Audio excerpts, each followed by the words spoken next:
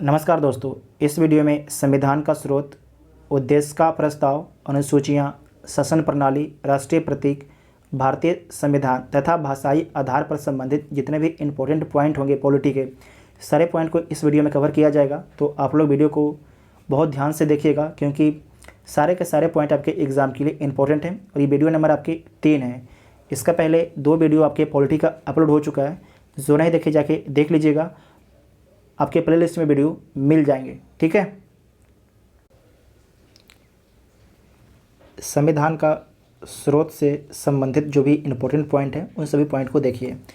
तो भारतीय संविधान के जो अधिकांश जो भाग है ये उपबंध है भारत शासन अधिनियम 1935 और विश्व के कई देशों के संविधानों से लिया गया है, लेकिन जो ज़्यादातर उपबंध है भारत शासन अधिनियम 1935 से ले लिया गया है। ठीक है। तो भारत शासन अधिनियम 1935 जो हम लोग पिछले वीडियो में देख चुके हैं, जो नहीं देखे जाके देख लीजिएगा, प्लेलिस्ट में वीडियो आपको मिल जाएंगे। तो सबसे पहले जो संविधान का स्रोत है तो हम लोग किस देश से देखेंगे, तो देखते हैं संयुक्त राज्य अमेरिका से, यूएसए से। तो यूएसए से हमारे संविधान में क्या क्या लिया गया, तो उद्देश्य का विचार लिया गया, न्यायिक पुनरावलोकन, न्यायपालिका की स्वतंत्रता, मूल अधिकार, उपराष्ट्रपति का पद, ये दोनों कहाँ से लिया गया, फंडामेंटल राइट और उपराष्ट्रपति का पद जो है अमेरिका के संविधान से लिया गया है, और राष्ट्रपति पर महाभियोग अमेरिका के संविधान से लिया गया है। तो आपको याद रखना है कि जो संविधान के स्रोत से जो है एक क्वेश्चन पूछा जाता है सभी एग्ज़ाम में, तो आपको ध्यान से पूरा वीडियो को देखना है। ठीक है। क्योंकि यहाँ से अगर आप पूरा वीडियो को देखते हैं ध्यान से तो लगभग क्वेश्चन आपके एग्ज़ाम में छूटेंगे नहीं पॉलिटी के। उसके बाद देखिए ब्रिटेन के संविधान से क्या लिया गया, तो संसदीय शासन प्रणाली ब्रिटेन के संविधान से लिया गया, विधि का शासन, मंत्रिमंडलीय प्रणाली, एकल नागरिकता। आपको याद है ना कि भारत में एकल नागरिकता है जबकि अमेरिका में डुअल नागरिकता है। वहाँ पर केंद्र का भी नागरिकता है और राज्य का भी नागरिकता है। कोई भी आदमी जो व्यक्ति होता है अमेरिका में वो राज्य का भी नागरिक होता है और केंद्र का भी नागरिक होता है। उसके बाद द्विसदनीय प्रणाली जो लोकसभा और राज्यसभा, विधायी प्रक्रिया, ठीक है, और संसदीय विशेषाधिकार और परमाधिकार लेख, ये सारे ब्रिटेन के संविधान से लिया गया है। उसके बाद देखिए रूस के संविधान जो पूर्व में था सोवियत संघ, उससे क्या लिया गया है, तो मूल कर्तव्य लिया गया। जो याद रखना है, जो मूल कर्तव्य है हमारे मूल संविधान में नहीं था, मूल कर्तव्य को हमारे संविधान में बाद में संविधान में संशोधन करके जोड़ा गया। उसके बाद है प्रस्तावना में न्याय, सामाजिक, आर्थिक और राजनीतिक, ये कहाँ से लिया गया, तो रूस के संविधान से लिया गया है। उसके बाद है ऑस्ट्रेलिया के संविधान से क्या लिया गया, तो संयुक्त बैठक लोकसभा और राज्यसभा की संयुक्त बैठक, उद्देश्य की भाषा, व्यापार वाणिज्य और समागम की स्वतंत्रता और समवर्ती सूची। तो 3 चीज़ पूछा जाता है आपसे, संयुक्त बैठक, उद्देश्य की भाषा और समवर्ती सूची कहाँ से ली गई, ऑस्ट्रेलिया के संविधान से ली गई। आप लोग कमेंट करके बताइएगा कि आज तक जो है लोकसभा और राज्यसभा की संयुक्त बैठक कितने बार हुई है। ठीक है, आप सभी लोग कमेंट बॉक्स में बताइएगा। नेक्स्ट है कनाडा। तो कनाडा से क्या लिया गया है, तो सशक्त केंद्र के साथ संघीय व्यवस्था। जैसे भारत में क्या है, सशक्त केंद्र है कि नहीं, भारत में जो केंद्र है बहुत ज़्यादा मजबूत है। केंद्र अगर चाहेगा तो जो राज्य की सीमाएँ हैं उसे भी बदल सकता है। और आपको पता है कि जो राज्य होते हैं बहुत ही कमज़ोर होते हैं, ये हमेशा अपना कटोरा फैलाए रहते हैं केंद्र सरकार के पास में, कुछ तो कटोरे में डाल दो। आपको पता है कि नहीं, क्योंकि जो भारत के राज्य हैं उनके पास पैसे कमाने का बहुत कम साधन है। ज़्यादा साधन किसके पास है, तो केंद्र के पास में है। ठीक है। तो केंद्र एक तरीके से सशक्त है, केंद्र के पास ज़्यादा पावर है, राज्यों के पास कम पावर है। फिर भी क्या है, केंद्र के साथ संघीय व्यवस्था, केंद्र के द्वारा राज्यपालों की नियुक्ति और उच्चतम न्यायालय का परामर्शी न्याय निर्णयन, और अवशिष्ट शक्तियाँ केंद्र में निहित होगी। जो अवशिष्ट शक्तियाँ होती है वो किस में निहित होती है, तो केंद्र में निहित होती है। ठीक है। उसके बाद आयरलैंड के संविधान से क्या लिया गया है, तो नीति निर्देशक तत्व लिया गया है। ये बहुत फेमस है, बहुत बार पूछा जाता है एग्जाम में। राष्ट्रपति की निर्वाचन पद्धति और राज्यसभा में कुछ सदस्यों का नामांकन, ये कहाँ से लिया गया है, तो आयरलैंड के संविधान से। कितने राज्यसभा मनोनीत होते हैं, तो 12 सदस्य आपके मनोनीत होते हैं। इसे मनोनीत कौन करता है, तो राष्ट्रपति मनोनीत करते हैं। उसके बाद है दक्षिण अफ्रीका के संविधान से क्या लिया गया है, तो संविधान संशोधन प्रक्रिया लिया गया है। राज्यसभा के सदस्यों का निर्वाचन लिया गया है, राज्यसभा के सदस्यों का निर्वाचन लिया गया है। कहाँ से लिया गया है? दक्षिण अफ्रीका से। उसके बाद आपको देख लेना जापान के संविधान से क्या लिया गया है, तो विधि द्वारा स्थापित प्रक्रिया जो है जापान के संविधान से लिया गया है। उसके बाद कुछ परीक्षा उपयोगी दृष्टि से कुछ पॉइंट यहाँ पर लिखा गया है, तो देख लीजिए। भारतीय राजनीतिक व्यवस्था में सर्वोच्च कौन है? तो भारतीय जो राजनीतिक व्यवस्था में सर्वोच्च हमारा संविधान है। ना तो सुप्रीम कोर्ट सर्वोच्च है, ना तो प्रधानमंत्री सर्वोच्च है, ना तो राष्ट्रपति सर्वोच्च है। सर्वोच्च है तो कौन है? संविधान है। ना तो संसद सर्वोच्च है, कौन सर्वोच्च है? संविधान है। ये यूपीएससी के द्वारा भी पूछा जा चुका है और बीपीएससी में पूछा जा चुका है क्वेश्चन कि भारतीय राजनीतिक व्यवस्था में सर्वोच्च कौन है? तो संविधान है। नेक्स्ट है कि भारतीय संविधान में आपात उपबंध लिया गया है। तो जो भारतीय संविधान में जो है आपात उपबंध कहाँ से लिया गया है, किस देश के संविधान से लिया गया है? तो जर्मनी के वाइमर संविधान से लिया गया है। ठीक है, जर्मनी के जो है वाइमर संविधान से लिया गया है। आपको पता है कि भारत में जो आपातकाल है कितने प्रकार के? आर्टिकल 352, 356, 360। 360 क्या है? वित्तीय आपातकाल है, जो भारत में अभी तक कभी भी लगाया नहीं गया है। 356 राज्यों में राष्ट्रपति शासन से संबंधित है और जो 352 है ये राष्ट्रीय आपातकाल से संबंधित है। तो इतना आपको याद रखना है। उसके बाद है कि राष्ट्रपति के विचारार्थ राज्यपाल द्वारा विधेयक सुरक्षित रखने का उपबंध लिया गया है। तो कहाँ से लिया गया है? तो कनाडा के संविधान से लिया गया है। ठीक है, कनाडा के संविधान से लिया गया है। और विश्व का प्रथम लिखित संविधान किसका है? तो विश्व का प्रथम जो लिखित संविधान है यूएसए का है। ठीक है, यूएसए का संविधान है। उसके बाद नेक्स्ट है उद्देश्य का या प्रस्तावना के बारे में। ठीक है, दोनों सेम चीज़ है। उद्देश्य का और प्रस्तावना दोनों क्या है? सेम चीज़ है। तो जो उद्देश्य का प्रस्ताव है प्रस्तुत कब किया गया था? तो आपको नोट करना है कि जो उद्देश्य का प्रस्ताव प्रस्तुत किया गया था 13 दिसंबर 1946 को। ठीक है, 13 दिसंबर 1946 को प्रस्तुत किया गया था। ठीक है, और इसके जो प्रस्तुतकर्ता कौन थे? तो जवाहरलाल नेहरू। पिछले वीडियो में देख चुके हैं, हम लोग देख चुके हैं इसके बारे में। तो जो पिछला वीडियो नहीं देखे जाके जरूर देखें पिछला वीडियो। ठीक है, तो जो आपके उद्देश्य का प्रस्ताव है प्रस्तुत किया गया था 13 दिसंबर 1946 को और जिसका प्रस्तुतकर्ता थे जवाहरलाल नेहरू थे। और इसे अंगीकार कब कर लिया गया? तो इसे अंगीकार कर लिया गया था 22 जनवरी 1947 को इसे अंगीकार कर लिया गया था। उसके बाद देखिए यहाँ से क्वेश्चन पूछा जाता है एग्ज़ाम में आपके। एक सेकेंड इसे छोटा कर लेते हैं। ठीक है, हाँ ठीक है। इसके बाद यहाँ पर आप समझिए कि जो उद्देश्य की विषय वस्तु है यहाँ से क्वेश्चन पूछा आपसे जाता है। यहाँ से क्वेश्चन आपसे पूछा जाता है। तो सबसे पहले समझना कि जो मूल तत्व जो है उद्देश्य में कौन कौन है। मूल तत्व जो है उद्देश्य में कौन कौन है?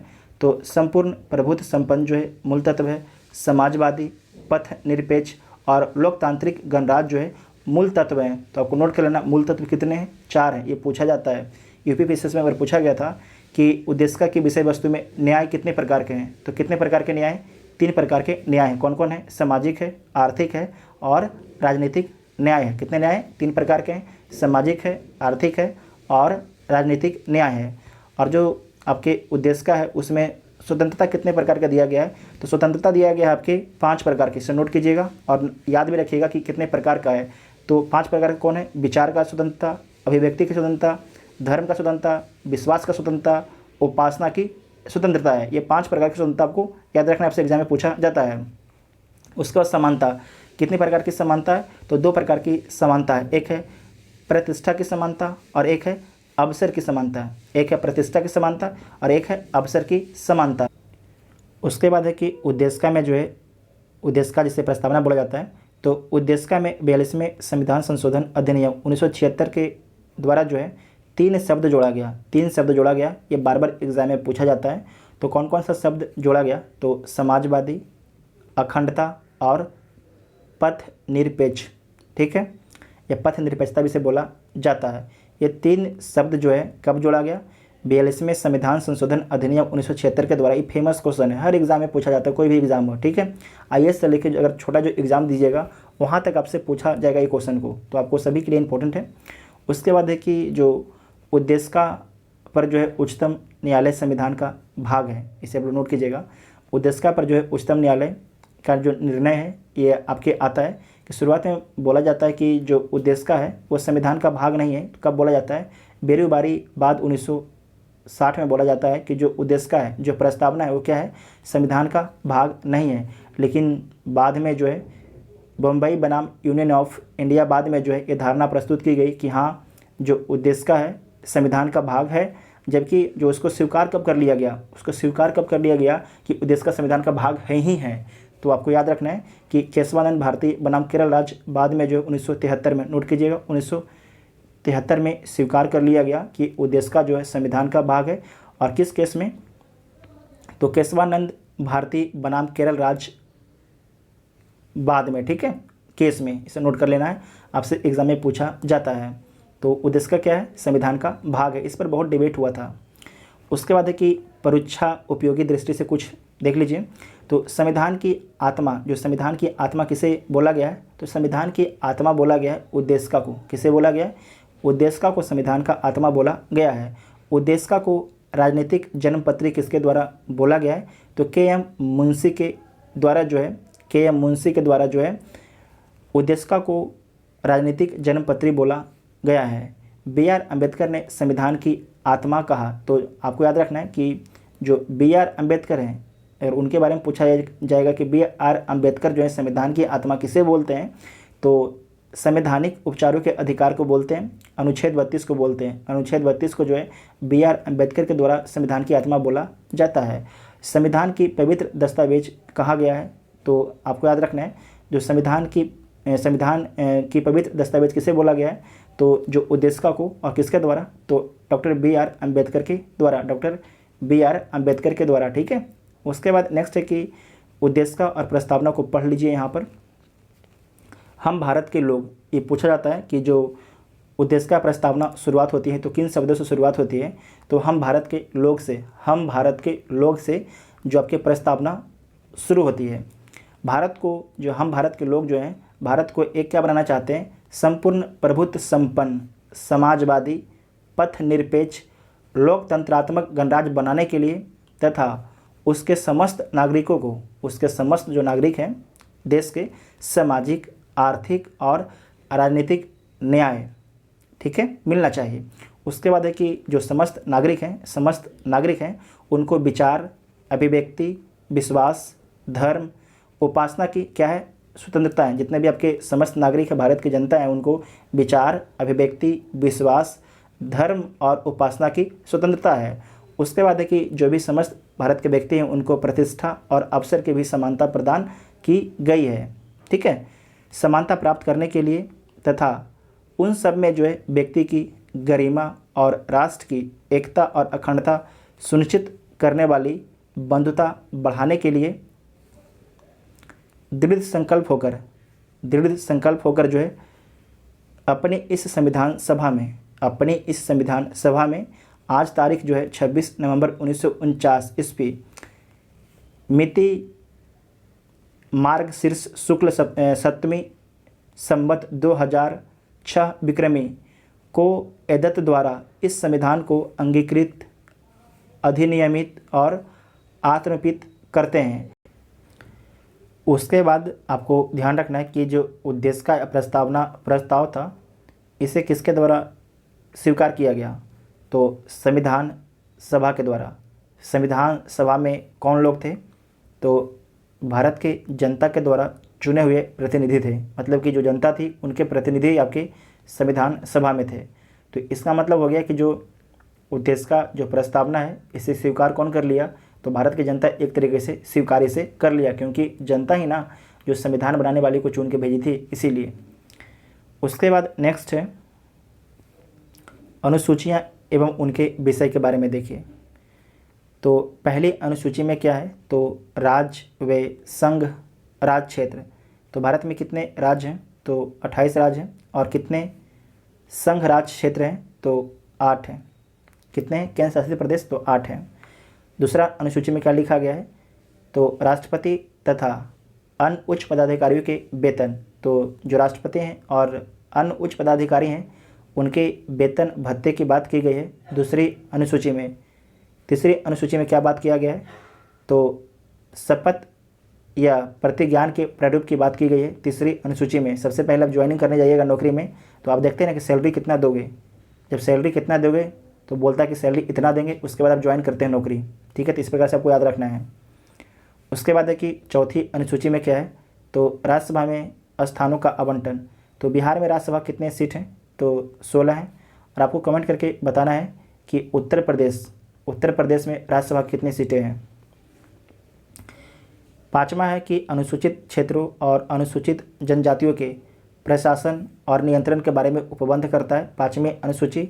और जो 6ठा अनुसूची है स्पेशल 4 राज्यों के लिए, असम है, इसे हटा देते हैं ऊपर वाले सबको। यहाँ पर देखिए ये असम है, उसका नीचे आपके मेघालय है, और जब साइड में आइएगा तो त्रिपुरा है, और उसके साइड में आपकी मिजोरम है। ठीक है, त्रिपुरा, मिजोरम। तो राज्यों के जनजातीय क्षेत्रों के प्रशासन के उपबंध दिए गए हैं 6ठी अनुसूची में, नोट कीजिएगा, बहुत ही इम्पोर्टेंट हैं।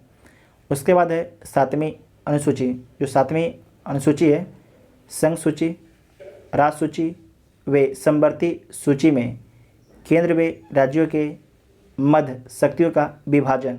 ठीक है, 7वीं जो अनुसूची है उसमें संघ सूची, राज्य सूची, समवर्ती सूची में केंद्र एवं राज्यों के मध्य शक्तियों का विभाजन किया गया है 7वीं अनुसूची में। 8वीं अनुसूची में क्या है? तो 8वीं अनुसूची में आपकी भाषाएं हैं, और कितने भाषाएं हैं हमारे संविधान में? तो 22 भाषाएं हैं। अगर देखिए आप लोग अनुसूची से संबंधित वीडियो देखना चाहते हैं पूरा डिटेल से, तो आप लोग जाइएगा अपना प्लेलिस्ट में, और पॉलिटी का प्लेलिस्ट होगा, वहाँ पर घटना चक्र का जो है डिटेल से वीडियो अपलोड किया गया है, उसे आप लोग जाके देख सकते हैं। उसके बाद है कि 9वीं अनुसूची। जो 9वीं अनुसूची में क्या है? तो कुछ अधिनियमों और विनियमों का विधि मानकरण। ठीक है, तो 9वीं अनुसूची में। और 10वीं अनुसूची में क्या है? तो दल परिवर्तन के आधार पर अयोग्यता, दल परिवर्तन के आधार पर अयोग्यता। तो जो दल परिवर्तन है कब आया था? 1985 में आया था राजीव गांधी की सरकार में। उसके बाद है कि 11वीं अनुसूची। जो 11वीं अनुसूची है पंचायतों से संबंधित हैं इनका प्रावधान। तो आपको याद रखना है कि जो 11वीं अनुसूची है, जो 11वीं अनुसूची में क्या है? तो पंचायतों से संबंधित प्रावधान किया गया है। और 12वीं अनुसूची में क्या है? तो नगर पालिकाओं से संबंधित उपबंध हैं। देखिए सारे जो पॉइंट है इसके बारे में आगे डिटेल से आएंगे, तो आप लोग को टेंशन लेने की कोई ज़रूरत नहीं है। ठीक है, इसमें आपको मेनली याद रखिएगा, ये 3 पॉइंट जरूर याद रखिएगा, 10वीं अनुसूची, 11वीं अनुसूची और 12वीं अनुसूची। इसका पहले जो बीपीएससी था ये 11वीं अनुसूची के बारे में पूछा था। ठीक है, 11वीं अनुसूची के बारे में पूछा था, तो हम लोग आगे डिस्कस करेंगे, टेंशन आपको लेने की कोई ज़रूरत नहीं है। उसके बाद नेक्स्ट है शासन प्रणाली के बारे में। देखिए जो शासन प्रणाली है, तो शासन प्रणाली 2 प्रकार की होती है, एक है प्राचीन शासन प्रणाली, एक है आधुनिक शासन प्रणाली। तो सबसे पहले देखिए जो प्राचीन शासन प्रणाली क्या होता है। तो जो प्राचीन शासन प्रणाली क्या होता था आपको पता है? राजतंत्र होता था। क्या होता था? राजतंत्र जो है होता था, मतलब जो राजा था क्या था? शासक था। राजतंत्र में राजा क्या था? शासक था। और इसमें होता था कि जो राजा का बेटा है वो पद अनुवांशिक अगर योग भी नहीं है फिर भी राजा का बेटा ही राजा बनेगा। सत्ता का स्रोत स्वयं राजा होता था। जो सत्ता का स्रोत था क्या था? स्वयं राजा होता था। लेकिन जो लोकतंत्र होता है वहाँ पर क्या होता है? जो सत्ता का स्रोत होती है कौन होती है? जनता होती है। जबकि जो राजतंत्र होता है वहाँ पर सत्ता का स्रोत क्या होता है? राजा होता है। इसे हम लोग एक बार जो है ना दोनों पढ़ लेते हैं कंपेरिजन करके, तो अच्छा समझ में आप लोग को आ जाएगा। ठीक है, सबसे पहले देखिए जो प्राचीन रूप है उसमें राजतंत्र है, जबकि जो आधुनिक रूप में क्या है? लोकतंत्र है। और जो आपके प्राचीन रूप है उसमें शासक कौन था? राजा था। जबकि जो आधुनिक रूप में शासक कौन है? प्रधानमंत्री और राष्ट्रपति है। कौन है? प्रधानमंत्री और राष्ट्रपति है। उसके बाद नीचे आइए, जो राजा था वो क्या था? पद अनुवांशिक था, और सत्ता का स्रोत क्या था? जनता था। जबकि जो प्रधानमंत्री और जो राष्ट्रपति है ये क्या है? पद योग्यता आधारित है। क्या है? पद योग्यता आधारित है कि अगर आप योग्य हैं तभी इस पद पर पहुंच पाइएगा, वरना नहीं पहुंच पाइएगा। लेकिन जो राजतंत्र था उसमें क्या था? जो राजतंत्र में था कि जो अगर राजा का बेटा योग्य भी नहीं है फिर भी क्या था? राजगद्दी संभालता था। लेकिन लोकतंत्र में ऐसा संभव नहीं है। और इसमें था कि सत्ता का स्रोत क्या था? तो सत्ता का स्रोत तो आपके राजा ही था राजतंत्र में, जबकि जो लोकतंत्र में सत्ता का स्रोत कौन है? तो सत्ता का स्रोत आपके जनता है। ठीक, उसके बाद है उदाहरण से आप समझिए, आप उदाहरण से समझ सकते हैं कि सऊदी अरब, यूएई, ओमान, कतर, भूटान, जो भूटान है, आदि देशों में अभी भी आपके राजतंत्र हैं, मतलब कि पिता के बाद पुत्र आपके राजा बन रहे हैं। सऊदी अरब में भी जी इनके जो सऊदी अरब के जो अभी प्रिंस हैं मोहम्मद बिन सलमान, उनके पहले पिताजी थे, अब उनके बेटा आ गए हैं, सत्ता संभाल रहे हैं। राजतंत्र में ये होता है, जबकि लोकतंत्र में ऐसा नहीं होता है। कभी जैसे भारत में क्या होता है, कभी आपके जो सेंटर है वहाँ पर बीजेपी आती है, कभी कांग्रेस आती है, तो कोई परिवार नहीं, प्रधानमंत्री अलग अलग लोग भी बन सकते हैं। जबकि जो राजतंत्र में क्या होता है कि एक तरीके से वंशा अनुगत चलाता है, अगर उसका बेटा नहीं बनेगा तो उसका जो बोलते हैं ना चचेरा बेटा बन जाएगा, बोलते हैं ना कि उसका जो भाई का बेटा बन जाएगा, इस तरीके से होता है। मतलब परिवार में ही सत्ता रहेगा, परिवार के बाहर सत्ता नहीं जाएगा। लेकिन लोकतंत्र में ऐसा नहीं होता है। आप उदाहरण से समझ सकते हैं यहाँ पर कि जो आपके America, Britain, Bharat, Canada, France, ये सारे जगह क्या है, लोकतंत्र है। ये सारे जगह क्या है, लोकतंत्र है। इतना आपको समझ में आ गया है ना। नेक्स्ट है कि लोकतंत्रात्मक शासन प्रणाली के मुख्य रूप देखिए तो दो मुख्य रूप है, एक है अध्यक्षीय शासन प्रणाली, एक है संसदीय शासन प्रणाली। तो हम सबसे पहले समझेंगे अध्यक्षीय शासन प्रणाली के बारे में। समझिए, जो अध्यक्षीय शासन प्रणाली होता है इसमें राष्ट्र अध्यक्ष जो होता है राज्य का प्रमुख होता है। जो राष्ट्र अध्यक्ष होता है वो राज्य का प्रमुख होता है, जबकि जो शासना अध्यक्ष होता है वो सरकार का प्रमुख होता है। तो दोनों जो ये पोस्ट है राष्ट्राध्यक्ष और शासना अध्यक्ष, जो अध्यक्षीय शासन प्रणाली में किसके पास होता है, तो राष्ट्रपति के पास में होता है। और राज्य का जो वास्तविक प्रमुख होता है वो राष्ट्रपति ही होता है। और इसका जो सर्वश्रेष्ठ उदाहरण कौन है, तो यूएसए जो है इसका सर्वश्रेष्ठ उदाहरण है। जबकि जो संसदीय प्रणाली में क्या होता है, जो संसदीय प्रणाली में होता है कि जो राष्ट्र अध्यक्ष होता है, जो राज्य का प्रमुख होता है, अलग व्यक्ति होता है। जबकि जो अध्यक्षीय प्रणाली में क्या था कि जो राष्ट्र अध्यक्ष और शासना अध्यक्ष दोनों एक ही व्यक्ति है। जबकि संसदीय प्रणाली में क्या है कि जो राष्ट्र अध्यक्ष राज्य का प्रमुख ये अलग व्यक्ति होता है, जबकि शासना अध्यक्ष सरकार का जो प्रमुख होता है ये आपके अलग व्यक्ति होता है। तो जो राज्य का प्रमुख होता है वो राष्ट्रपति होता है, और जो सरकार का प्रमुख होता है वो प्रधानमंत्री होता है। जो राष्ट्रपति होता है आपके राज्य का नाम मात्र का प्रमुख होता है। क्या होता है, राज्य का जो है नाम मात्र का प्रमुख होता है। जबकि प्रधानमंत्री जो है राज्य का वास्तविक प्रमुख होते हैं। जो सारा पावर होता है प्रधानमंत्री के पास में होता है, सारा जो आपके पावर है प्रधानमंत्री के पास में होता है। और प्रधानमंत्री के एड एंड एडवाइस पर काम करते हैं भारत के राष्ट्रपति। ठीक है, तो इसका जो सर्वश्रेष्ठ उदाहरण देख सकते हैं तो भारत और ब्रिटेन है। भारत और ब्रिटेन जो है संसदीय प्रणाली का सर्वश्रेष्ठ उदाहरण है। राज्य के महत्वपूर्ण तत्व हैं। तो जो राज्य होता है, राज्य का निर्माण किसके किसके मिलने से होता है। तो जो राज्य का निर्माण होता है आपको समझना है, 1947 के पहले भारत क्या था, गुलाम था। भारत गुलाम था ना। भारत के पास जनसंख्या भी था, ध्यान से सुनिएगा, भारत के पास जनसंख्या भी था कि नहीं, भारत के पास बड़ा सा जनसंख्या था, इसमें रहते थे। और एक भूभाग भी था, ये सब सारा क्या है, भूभाग भी था। और सरकार भी थी, यहाँ पर सरकार भी थी। किसकी सरकार थी, तो आपके ब्रिटिश की सरकार थी। लेकिन भारत के पास क्या था, संप्रभुता नहीं था। भारत के पास क्या था, संप्रभुता नहीं था। भारत था अंग्रेज़ों का गुलाम था। तो हम नहीं कह सकते हैं कि जो आपका एक संप्रभु देश भारत था। लेकिन 1947 के बाद क्या हुआ, भारत क्या हो गया, संप्रभु हो गया। मतलब भारत पर जो है किसी देश का कंट्रोल नहीं है। भारत में कोई भी डिसीजन लिया जाएगा तो किसी भी बाहरी सरकार के दबाव में लिया नहीं जाएगा। ठीक है, तो हम लोग बोलते हैं उसी को आज़ाद देश। ठीक है, आज़ाद देश। अगर राज्य का निर्माण होता है तो किसे किसके मिलने से, तो 4 प्रमुख नोट कर लीजिएगा। ये जो पॉइंट है, जनसंख्या होनी चाहिए, भूभाग होना चाहिए, सरकार सत्ता होना चाहिए और संप्रभुता होना चाहिए। तभी जो राज्य कहलाएगा, जो एक स्वतंत्र राज्य कहलाएगा। इस बात को आपको ध्यान रखना है। स्वतंत्र राज्य का मतलब मत समझिएगा बिहार और उत्तर प्रदेश, नहीं, देश से यहाँ मतलब है। ठीक है, यहाँ पर देश से मेरा मतलब है। उसके बाद नेक्स्ट है कि परीक्षा उपयोगी दृष्टि से कुछ आपके इंपॉर्टेंट पॉइंट है, तो देख लीजिए। संसदीय शासन प्रणाली का दूसरा नाम क्या है, तो मंत्रिमंडलीय शासन प्रणाली इसी का दूसरा नाम है। अध्यक्षीय शासन प्रणाली का दूसरा नाम क्या है, तो राष्ट्रपतीय शासन प्रणाली इसका नाम है, जो आपके यूएसए में है। संसदीय शासन प्रणाली का जनक माना जाता है, तो किसे माना जाता है, तो ब्रिटेन को माना जाता है।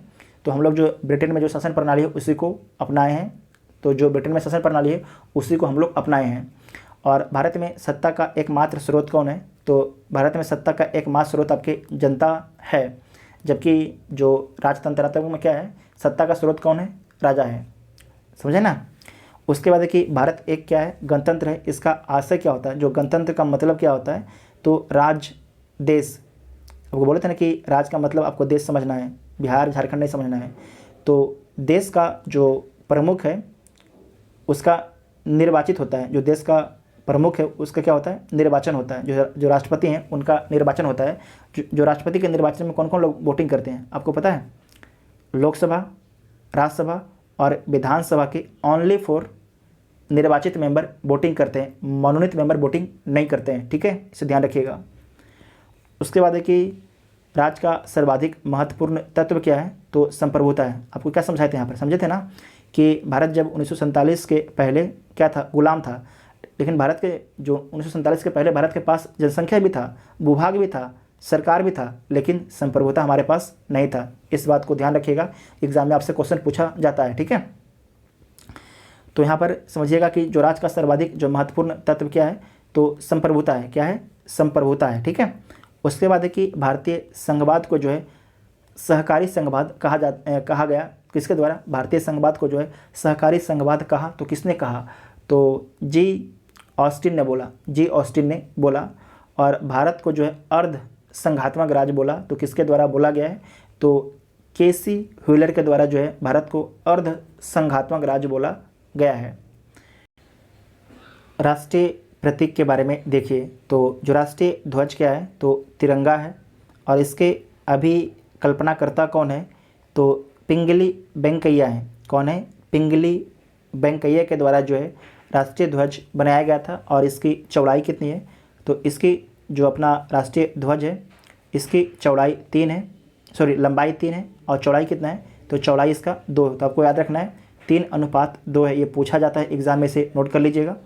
लंबाई कितना है? तो लंबाई आपकी 3 है। लंबाई कितना है? 3 है और चौड़ाई आपकी 2 है, इसे नोट कर लीजिएगा। उसके बाद है कि इसे अपनाया गया कब? तो जो राष्ट्रीय ध्वज है इसे अपनाया गया 22 जुलाई 1947 को। और इसकी पट्टी का रंग क्या है और उसका मतलब क्या होता है, आपको नोट कर लेना है। जो पट्टी का रंग है केसरिया, पट्टी का जो रंग है केसरिया, तो केसरिया का मतलब क्या होता है? साहस, बलिदान का प्रतीक है। साहस, बलिदान का प्रतीक क्या है? तो केसरिया है। जबकि जो सफ़ेद है, सफ़ेद का सबसे ऊपर में केसरिया है और बीच में आपके क्या है? सफ़ेद है। तो सफ़ेद का क्या प्रतीक है? तो शांति, सच्चाई का प्रतीक है। और जो नीचे में हरा है, क्या है? हरा। तो जो हरा का क्या प्रतीक है? तो उर्वरता एवं समृद्धि का प्रतीक है। उसके बाद है चक्र, जो आपके बीच में चक्र होता है, तो उसके बारे में। तो जो चक्र का रंग कैसा होता है? तो नीला होता है। कैसा होता है? रंग आपके नीला होता है। और इसमें कितनी तिलियाँ होती है? तो 24 आपके तिलियाँ होती है। इस प्रकार के देखिएगा, 24 तिलियाँ होंगी। आपके स्क्रीन पर देख भी रहा होगा एक फ़ोटो, ठीक है, झंडा दिख रहा है, उस झंडे को आप आराम से देख के सारा कुछ समझ लीजिएगा। और उसके बाद जो आपके चक्र था उसमें कितने तिलियाँ थी? तो 24 थी। जो चक्र है किसका प्रतीक है? तो चक्र जो आपका है प्रगति एवं न्याय का प्रतीक है। और लिया गया है कहाँ से? तो जो चक्र है कहाँ से लिया गया है? तो अशोक स्तंभ सारनाथ से। सारनाथ किस राज्य में है? तो उत्तर प्रदेश में। तो अशोक स्तंभ सारनाथ से जो है चक्र को लिया गया है। उसके बाद आपको ध्यान रखना है कि नेक्स्ट है कि राज चिन्ह, जो राज चिन्ह है अशोक का सिंह स्तंभ सारनाथ से लिया गया है। और इसमें अंकित शब्द क्या है? तो अंकित शब्द है सत्यमेव जयते। जो सत्यमेव जयते ये कहाँ से लिया गया है? तो सत्यमेव जयते जो है मुंडको उपनिषद से लिया गया है, ठीक है। या जो सत्यमेव जयते है उसका उल्लेख जो है मुंडको उपनिषद में किया गया है। जो राज चिन्ह है अशोक का सिंह स्तंभ, ये आपके सारनाथ से लिया गया है। और इसे अपनाया कब गया है? तो नोट कीजिएगा, इसे अपनाया गया है 26 जनवरी 1950 को अपनाया गया है। 26 जनवरी 1950 को अपनाया गया है, ठीक है। इसमें आपको याद रखना है कि सिंहों की संख्या कितनी है। जो सिंह हैं उनकी संख्या कितनी है? तो 4 सिंह हैं। कितने? 4 शेर हैं, ठीक है। और नीचे अंकित चिन्ह जो दिया गया नीचे में, उसे आप लोग फोटो में सब देखते रहिए आराम से, स्क्रीन में सबको दिख रहा है, ठीक है। तो जो आपके नीचे अंकित चिन्ह है उसमें आप देखिए दाएं तरफ बैल का चिन्ह होगा, दाएं तरफ बैल है ना। और मध्य में देखिए आपको अशोक चक्र दिख रहा है और बाएं तरफ घोड़ा है, बाएं तरफ घोड़ा है। राष्ट्रगान के बारे में देखिए, तो जो राष्ट्रगान क्या है? तो जन गण मन जो है राष्ट्रगान है। जनगण मन, और जो गीतांजलि से लिया गया है जनगण मन। इसके जो जनगण मन है इसके रचयिता कौन है? तो रविंद्रनाथ टैगोर इसके रचयिता हैं। और इसे कब अपनाया गया था? तो 24 जनवरी 1950 को इसे अपनाया गया था। और प्रथम बार कब गाया गया था जनगण मन? तो 27 दिसंबर 1911 को जो है पहली बार राष्ट्रगान को गाया गया था। और कहाँ पर गाया गया था? तो कांग्रेस के कलकत्ता अधिवेशन में। और इसकी समय अवधि गाने की क्या है? तो 52 सेकेंड इसकी समय अवधि है। उसके बाद देखिए राष्ट्रीय गीत। जो राष्ट्रीय गीत क्या है? तो वंदे मातरम जो है राष्ट्रीय गीत है। जो राष्ट्रीय गीत है किससे लिया गया है? तो आनंद मठ से जो है राष्ट्रीय गीत को लिया गया है। और इसके रचयिता कौन है? तो बंकिम चंद्र चटर्जी। बंकिम चंद्र चटर्जी इसके रचयिता हैं। और इसे अपनाया कब गया था? तो 24 जनवरी 1950 को, जिस दिन आपके राष्ट्रगान को अपनाया गया उसी दिन राष्ट्रीय गीत को भी अपनाया गया। और प्रथम बार जो है राष्ट्रीय गीत कब गाया गया था? तो 1896 में प्रथम बार गाया गया था। उसके बाद नेक्स्ट है राष्ट्रीय पंचांग के बारे में देखिए। तो जो राष्ट्रीय पंचांग आधारित है किस पर आधारित है? तो शक संवत पर आधारित है। शक संवत पर आधारित है जो आपका है ग्रेगोरियन कैलेंडर के साथ। इसे अपनाया कब गया? तो 22 मार्च 1957 को अपनाया गया। और इसका जो प्रथम माह क्या है? तो चैत्र है। पूछा जाता है, नोट कीजिएगा।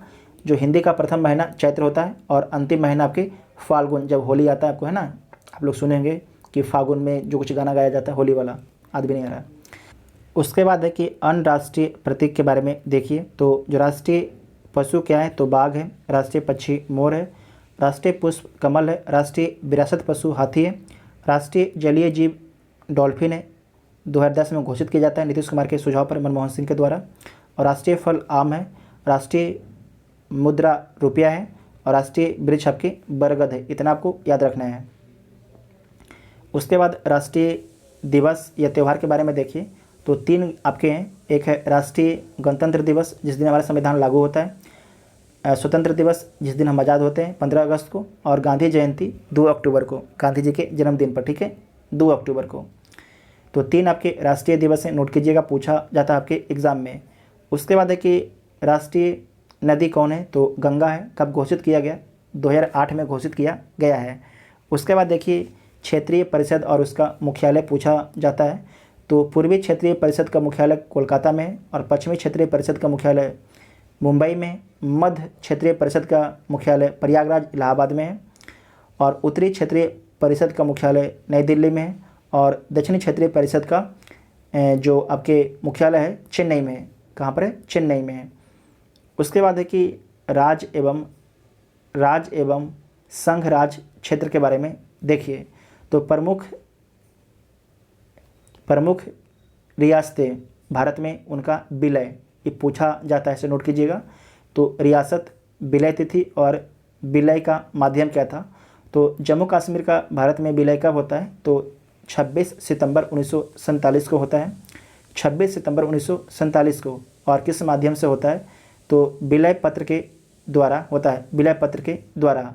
उसके बाद जो हैदराबाद है, इसका विलय भारत में कब होता है? तो इसका होता है 17 सितंबर 1948 को। और किस माध्यम से होता है? तो पुलिस कार्रवाई और ऑपरेशन जीरो के तहत, ठीक है, ऑपरेशन जीरो नहीं, ऑपरेशन पोलो के तहत, ऑपरेशन जीरो के तहत तो गिरफ्तार कर लिया गया था। आपको याद है ना कि जो इम्पोर्टेंट नेता थे जब भारत छोड़ो आंदोलन शुरू हुआ था, तो ऑपरेशन पोलो के तहत जो है हैदराबाद को जो है भारत में विलय कर लिया गया था। और उसमें हमारे गृह मंत्री कौन थे? तो सरदार वल्लभ भाई पटेल थे। और जूनागढ़ को भारत में कब विलय किया जाता है? तो 20 फरवरी 1948 को। और किस माध्यम से? तो जनमत संग्रह के माध्यम से। यहाँ के जो शासक थे छोड़ के भाग गए थे पाकिस्तान। अपने यहाँ तक जो जूनागढ़ के जो शासक थे इनके बारे में बोला जाता है कि सिर्फ अपने कुत्ते को लेके गए थे, अपनी बीवी को भी छोड़ दिया था इन्होंने। नेक्स्ट है कि भारतीय संविधान के बारे में देखिए। इसमें आपका भाग दिया गया है और विषय दिया गया है और अनुच्छेद दिया गया है। तो पहला भाग में क्या है? तो संघ और उसका राज क्षेत्र। और किस अनुच्छेद तक है? तो 1 से 14 अनुच्छेद तक है, ठीक है, 1 से 14 अनुच्छेद तक है। उसके बाद जो नागरिकता है भाग 2 में। और किस अनुच्छेद से कहाँ तक है? तो 5 से 11 आर्टिकल तक है। और उसके बाद है कि भाग 3 जो फंडामेंटल राइट है आपके 12 से 35 आर्टिकल के बीच में है। और भाग 4 राज्य के नीति निर्देशक तत्व जो जिसको बोलते हैं DPSP, ये जो है आर्टिकल 36 से 51 तक है। उसके बाद है मूल कर्तव्य, भाग 4 क में है, ये पूछा जाता है, इसे नोट कीजिएगा, बहुत पूछा जाता है। तो 51 का आर्टिकल में है। उसके बाद है संघ जो है भाग 5 में है और आपके 52 से 151 आर्टिकल तक है, 52 से 151 आर्टिकल तक है। उसके बाद है जो भाग आपके 5 था उसी में आपके अध्याय बनाया गया है। तो अध्याय 1 में जो है कार्यपालिका है 52 से 78 आर्टिकल के बीच में है। उसके बाद है संसद अध्याय 2 में है 79 से 122 आर्टिकल तक है। और अध्याय 3 में राष्ट्रपति के विधायी अधिकार जो है आपके अध्यादेश जारी करने की शक्ति क्या है, आर्टिकल 123 में है।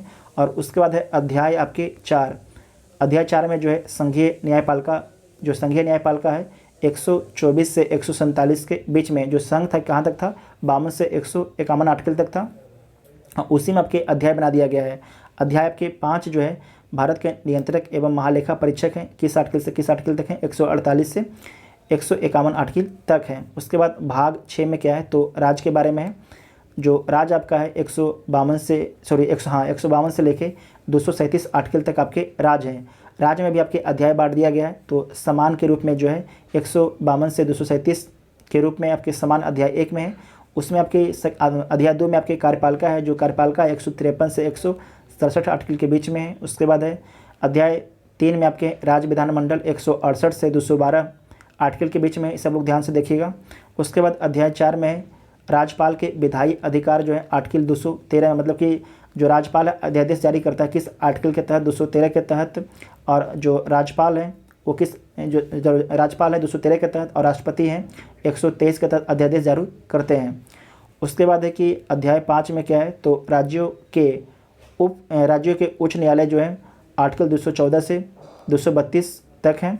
और उसके बाद है अध्याय 6 में क्या है, तो अधीनस्थ न्यायालय हैं। जो अधीनस्थ न्यायालय हैं ये किस आर्टिकल से किस आर्टिकल तक हैं, तो आर्टिकल 233 से आर्टिकल 237 तक है। उसके बाद है भाग 7 जो है 238 से निरस्त कर दिया गया। प्रथम अनुसूची के भाग ख में राज्य निरस्त कर दिया गया है। उसके बाद भाग आपके 8 में देखना है, तो संघ राज्य क्षेत्र है, ये किस आर्टिकल से किस आर्टिकल तक है, तो आर्टिकल 239 से 242 तक है। भाग 9 में आपके पंचायतें हैं, ये आपके 243 से 243 न तक हैं। और उसके बाद है भाग 9 का नगर पालिकाएँ हैं, जो 243 त से 243 या 6 तक हैं। उसके बाद है भाग 9 ख, यहाँ पर 9 क था, अब 9 ख में क्या है, तो सहकारी समितियाँ, इसे बाद में जहाँ भी एक क ख आ जाएगा ना समझ जाइएगा संविधान में संशोधन हुआ है। और जो आपके ये भाग 9 ख में है सहकारी समितियाँ, ये कहाँ से कहाँ तक है, तो 243 ZS से लेकर 243 ZT तक है। उसके बाद है भाग 10 में क्या है, तो अनुसूचित और जनजातीय क्षेत्र है, जो आपके 244 से 244 क तक है। और उसके बाद है भाग 11 में क्या है, तो 245 से 263 तक है। संघ और राज्यों के बीच में आपके संबंध बताता है। उसी क्रम में आगे है आपके जो आपके भाग 11 था उसी में अध्याय 1 में क्या है, तो विधायी संबंध है, जो आर्टिकल 245 से 255 के बीच में है। उसके बाद है अध्याय 2 में क्या है, तो प्रशासनिक संबंध है, 256 से 263 के बीच में है। उसके बाद आपका है भाग 12, जो भाग 12 में क्या है, तो वित्त, संपत्ति, संविदा और बाद, ये किस आर्टिकल से किस आर्टिकल तक है, तो आर्टिकल 264 से 300 क तक है। उसके बाद है इसी में आपके अध्याय भी दिया गया है, तो अध्याय 1 में क्या है, वित्त है, जो वित्त है 264 से 291 तक है आर्टिकल। और उसके बाद अध्याय 2 में क्या है, उधार, जो उधार है आपके आर्टिकल 292 से 293 तक है। उसके बाद है कि अध्याय 3 संपत्ति, संविदाएँ, अधिकार, देयता, बाध्यताएँ और बाद, ये केस, ये किस में है, तो 294 से 300 आर्टिकल तक हैं। उसके बाद है अध्याय 4, ये बाद में जोड़ा गया है। तो संपत्ति का जो अधिकार है ये आपके कहाँ पर है, तो 300 क में है, 300 क में है, ठीक है। उसके बाद नेक्स्ट है कि भाग 13, जो भाग 13 में क्या है, तो भारत के राज क्षेत्र के भीतर व्यापार और वाणिज्य समागम, ये आर्टिकल 301 से 307 के बीच में है। उसके बाद भाग 14 है संघ और राज्य के अधीन सेवाएं, जो है आर्टिकल 308 से 323 तक है। उसके बाद है इसी में आपके आ जाता है भाग 14 में ही आपके दी गई है आपके अध्याय, तो अध्याय 1 में क्या है, तो 308 से 300 आपके 14 तक जो है सेवाएं हैं। और अध्याय 2 में क्या है, तो लोक सेवा आयोग जो है आपके 315 से 323 है, ठीक है। ये पूछा जाता है, नोट कीजिएगा। जो लोक सेवा आयोग है किस आर्टिकल से किस आर्टिकल तक है, तो आर्टिकल 315 से 323 तक है, ठीक है। उसके बाद है ये देखिए आपके क है, जैसे ही क ख आ जाएगा समझ जाइए कि बाद में जोड़ा गया है, ठीक है। इस बात को ध्यान रखिएगा, जैसे ही क ख आ जाएगा तो समझ जाइए कि इसे बाद में संविधान में संशोधन करके जोड़ा गया है। तो भाग 14 का जो 14 का है ये संबंधित है आपके अधिकरण से, ट्रिब्यूनल से, और जो ट्रिब्यूनल है 323 क से 323 ख के बीच में है। उसके बाद है भाग 15 में क्या है, निर्वाचन है, ये आपके 324 से 329 क के बीच में है। उसके बाद है भाग 16, ये आपके जो है भाग 16 में क्या है, तो कुछ वर्गों के संबंध में विशेष उपबंध किया गया है, तो 330 से 342 के बीच में है। उसके बाद है भाग 17, जो आपके जो भाग 17 है उसमें राजभाषा है, जो 343 से 351 के बीच में है। और उसके बाद है अध्याय, जो राजभाषा उसी समझ में आपके अध्याय दिया गया है, तो राजभाषा संघ की भाषा जो है 343 से 344 के बीच में है। और जो अध्याय 2 में है क्षेत्रीय भाषा 345 से 347 के बीच में है। और उसके बाद है भाग 3 उच्चतम न्यायालय, उच्च न्यायालय आदि की भाषा जो है 348 से 349 के बीच में है। उसके बाद है अध्याय 5, जो 17 जो है उसी में आपके अध्याय 5 है। तो अध्याय 5 में क्या लिखा गया है, विशेष निर्देश है 350 से 351 आर्टिकल के बीच में। और भाग 18 में क्या है, तो आपात उपबंध है आर्टिकल 352 से 360। और उसके बाद है कि भाग 19 प्रकीर्ण है 361 से 367 आर्टिकल के बीच में। और भाग 20 में क्या है, तो संविधान का संशोधन है आर्टिकल 368 के तहत। और भाग 21 में अस्थायी संक्रमणकालीन और विशेष उपबंध किया गया है, तो किस आर्टिकल से किस आर्टिकल तक है, तो 369 से 392 आर्टिकल तक है। उसके बाद भाग 22 संक्षिप्त नाम आपका है प्रारंभ, हिंदी में प्राधिकृत पाठ और निरसन, ये किस आर्टिकल से किस आर्टिकल तक है, तो 393 से 395 आर्टिकल के बीच है।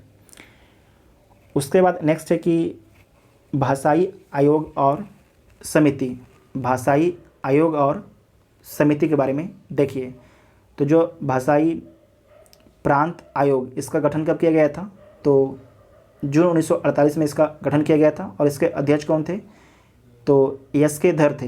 भाषाई प्रांत जो आयोग थी इसकी गठन जून 1948 में की जाती है, और इसके अध्यक्ष कौन थे, एस.के. धर थे। और इसने जो रिपोर्ट कब सौंपी, तो दिसंबर 1948 में इनके द्वारा रिपोर्ट सौंपा गया। और इनके द्वारा क्या अनुशंसा की गई, तो राज्यों का जो गठन है प्रशासनिक सुविधा के आधार पर, सुविधा के आधार पर, ना कि भाषाई आधार पर। इनका कहना था कि जो राज्य हैं उनका गठन जो है प्रशासनिक सुविधा के आधार पर होना चाहिए, ना कि भाषाई आधार पर। किसके द्वारा, एस.के. धर कमेटी के द्वारा।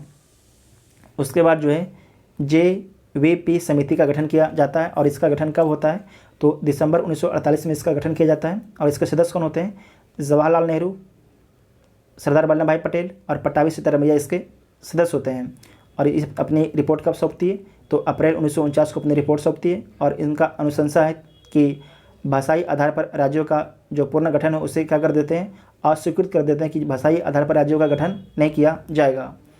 उसके बाद देखिए राज्य पुनर्गठन आयोग, इसका गठन कब किया जाता है, जो राज्य पुनर्गठन आयोग है इसका गठन जो है वर्ष 1953 में किया जाता है। और इसके अध्यक्ष कौन थे, फजल अली इसके अध्यक्ष थे। और इसके सदस्य कौन कौन थे, तो KM पनकर एवं H.N. कुंजरू इसके सदस्य थे। और रिपोर्ट कब सौंपता है, तो वर्ष 1955 में अपना रिपोर्ट सौंपता है।